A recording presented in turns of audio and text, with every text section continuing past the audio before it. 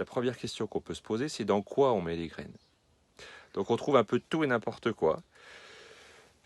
Et donc l'idée, c'est pas que je critique, hein, je vais juste vous expliquer ce que moi je pense qui est le mieux et ce qui n'est pas le plus pratique. D'accord?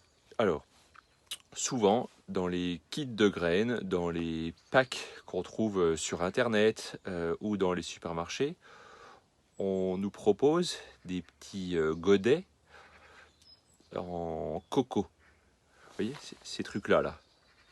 Voilà. Donc, je vais vous montrer pourquoi moi je pense que c'est pas une très très bonne idée. Déjà, le coco, bon, c'est pas très local. Mais bon, c'est pas grave, admettons, on fait avec. Et ça pousse pas trop en France métropolitaine, le coco. Le problème du petit pot, voilà, là j'ai fait un essai pour vous montrer. Alors, la graine, elle pousse. C'est vrai, elle pousse. Par contre, en termes d'entretien, c'est beaucoup plus compliqué que ce que je vais vous proposer après. Le truc, c'est qu'ils vendent ça un petit peu cher en plus. Et après l'avoir utilisé une saison, moi l'année d'après, en général, ils sont détrempés, ils partent en lambeaux. Voilà. Ça vaut, honnêtement, en termes d'efficacité, ça vaut une boîte en carton dans laquelle on met la terre. Voilà, franchement, pour moi, c'est pareil. L'avantage, c'est que le carton, bah, ça peut être du carton recyclé, ça peut être un peu plus facile à trouver. Exemple, voilà. Si jamais je veux enlever la petite motte du petit pois, bon, je regarde dessous, donc il y a bien un trou, ça c'est cool. Et pour pouvoir l'enlever, je suis obligé d'appuyer dessous là, comme ça, d'accord?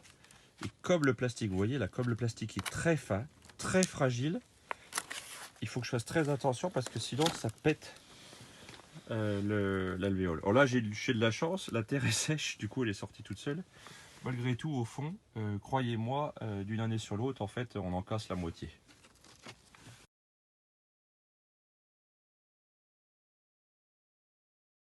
Donc là, je vous ai montré les mauvais élèves.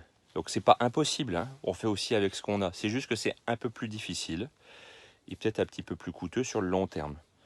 Donc moi, ce que je conseille, c'est d'utiliser du matériel de pro, d'accord, qui est un petit peu plus cher à l'achat, mais très pratique. Donc ça veut dire que ça va vous économiser du temps chaque jour et vous n'aurez pas besoin d'en racheter tous les ans.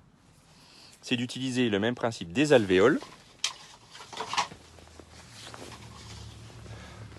Hop là, il a failli tomber comme ça. Et par contre, donc c'est en plastique.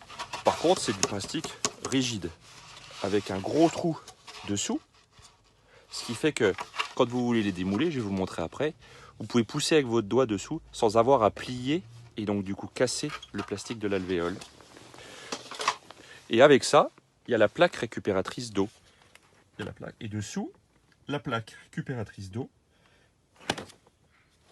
dans laquelle en fait viennent tremper les racines. Vous voyez la différence là de racines? Impressionnant, hein? Donc voilà à quoi ça ressemble. Après on a ce petit poquet, voilà, cette petite motte qui est bien formée et qui est facile à repiquer. Donc là, comme moi j'ai une plaque avec des tout petits trous, je vais les repiquer dans un bac plus gros.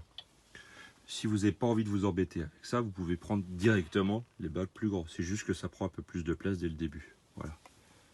Là, on a une motte qui est parfaite, un plan qui a atteint sa taille maxi par rapport à la taille de l'alvéole, et donc du coup on le repique.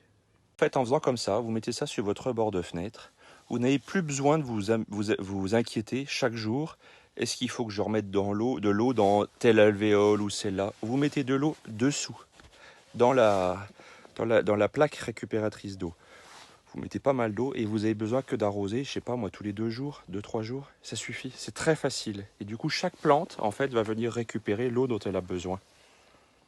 Et bon, bah voilà, du coup, c'est beaucoup plus simple. Et une dernière démonstration pour expliquer pourquoi c'est important d'avoir des alvéoles trouées avec une réserve d'eau dessous.